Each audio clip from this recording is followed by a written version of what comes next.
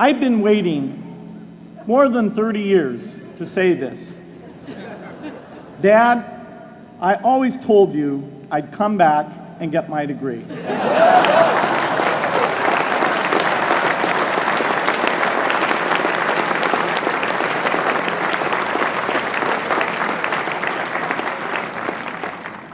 I want to thank Harvard for this honor. I'll be changing my job next year, and it will be nice to finally have a college degree on my resume. I applaud the graduates for taking a much more direct route to your degrees. For my part, I'm just happy that the Crimson called me Harvard's most successful dropout. I guess that makes me valedictorian of my own special class. I did the best of everyone who failed. But I also want to be recognized as the guy who got Steve Ballmer to drop out of business school.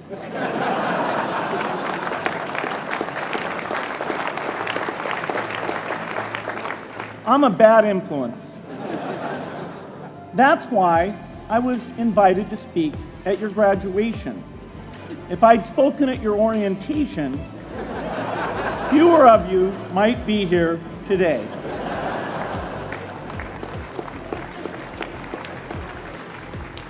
Harvard was a phenomenal experience for me. Academic life was fascinating. I used to sit in on lots of classes that I hadn't even signed up for. And dorm life was terrific. I lived up at Radcliffe in Currier House.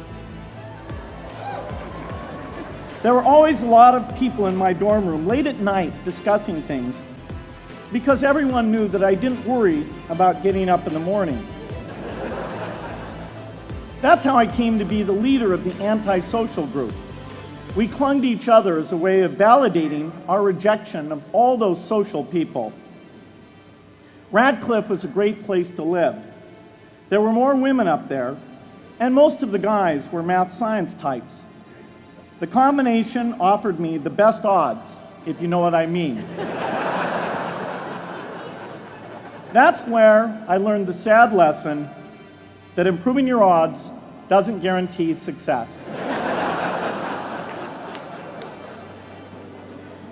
One of my biggest memories of Harvard came in January 1975, when I made a call from Currier House to a company in Albuquerque, New Mexico, that had begun making the world's first personal computer. I offered to sell them software. I worried they would realize I was just a student in a dorm and hang up on me. Instead, they said, "We're not quite ready.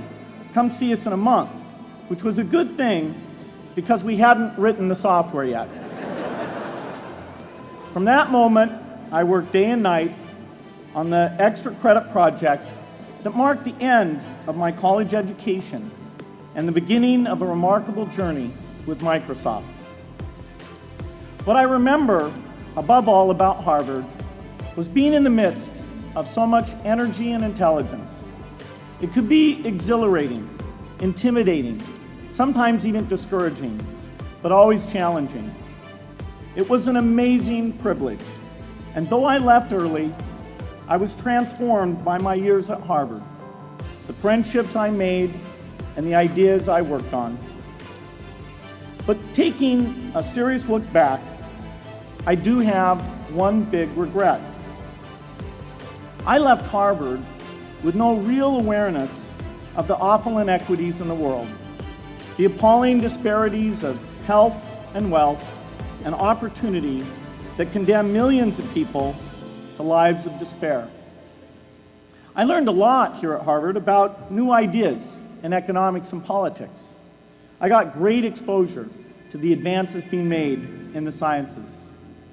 But humanity's greatest advances are not in its discoveries, but in how those discoveries are applied to reduce inequity.